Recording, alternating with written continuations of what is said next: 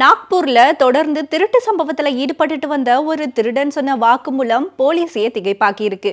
அப்படி அந்த திருடன் என்ன சொன்னா இன்றைய குட்டி நியூஸ்ல பார்க்கலாம்.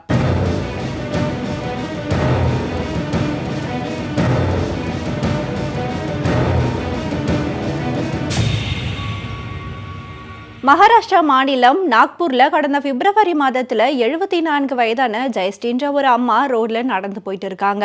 அவங்களுடைய கழுத்துல 80,000 மதிப்புள்ள ஒரு தங்க செயின் போட்டு இருக்காங்க. அந்த வழியா இருசக்கர வாகனத்துல வந்த ஒரு நபர் அந்த அம்மாவையும் அவங்க கழுத்துல இருந்த செயினையும் பாக்குறாங்க. அந்த அம்மா கழுத்துல இருக்க செயினை நம்ம பறிச்சா அந்த அம்மாவால ஓடி வந்து நம்மள பிடிக்க முடியாதுன்னு தெரிஞ்ச திருடன் கொஞ்ச நேரம் அந்த அம்மாவைய ஃபாலோ பண்ணிட்டு போயிட்டு இருக்கான். கொஞ்ச தூரம் அந்த அம்மாவைய ஃபாலோ பண்ணிட்டு போயிட்டு இருந்த திருடன் அந்த அம்மாவுடைய கழுத்துல இருக்க செயினை தக்க சமயம் பார்த்து பறிச்சுட்டு அங்கிருந்து ஓடிடுறான். உடனே பதட்டமான அந்த அம்மா அருகில் இருந்த ஒரு போலீஸ் ஸ்டேஷன்ல போயிட்டு, நான் ரோட்ல நடந்து போயிட்டு இருந்தேன், என் பின்னாடியே ஒரு திருடன் வந்து என் செயினை பறிச்சுட்டு போயிட்டான்னு கம்ப்ளைண்ட் பண்றாங்க.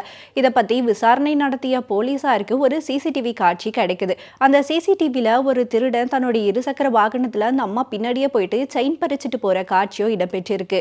இதை பார்த்த போலீசார் அந்த வண்டி நம்பரை வச்சு அந்த நபர் யாருன்றதையும் கண்டுபிடிக்கிறாங்க.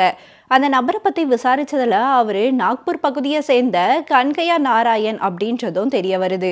அவரை கூப்பிட்டு விசாரணை நடத்திய அப்ப இது முதல் முறையா இல்ல, இதே போல கடந்த சில மாதங்களாகவே அந்த திருடன் இந்த செயின் பறிப்பு சம்பவத்துல ஈடுபட்டுட்டு வந்ததோ தெரிய வருது. இந்த திருடன் பறிச்சுட்டு வந்த செயின் எல்லாத்தையும் ஒரு நகை வியாபாரி கிட்ட கொடுத்து விற்பனை செய்ததோ இவங்க 2 பேருக்குமே இந்த திருட்டுல சம்மதம் இருக்கிறதோ தெரிய வந்தது.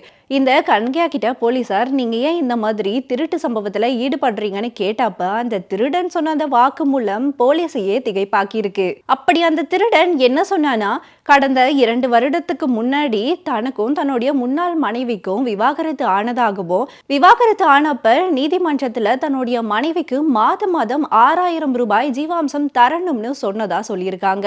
ஆனா கடந்த 2 வருடமா இந்த கன்கையாவுக்கு வேலையே இல்லைன்னு, தன்னுடைய கை செலவுக்கே தங்கிட்ட பணம் இல்லை, ஆனா என்னுடைய முன்னாள் மனைவிக்கும் பணம் கொடுக்க சொல்லியிருக்காங்க. தன்னுடைய முன்னாள் மனைவிக்கு பணம் கொடுக்கலன்னா ஜெயில போட்டுருவாங்கன்ற பயத்தினால திருட்டு சம்பவத்துல ஈடுபட்ட கன்கையா இப்ப ஜெயிலுக்கு தான் போயிருக்காரு. இந்த ஒரு சம்பவம் இப்ப நாக்பூர் பகுதியில பெரும் பரபரப்பை ஏற்படுத்தி இருக்கு. இதே போல வேற ஒரு இன்ட்ரெஸ்டிங்கான குட்டி நியூஸ்ல நான் உங்களை சந்திக்கிறேன்.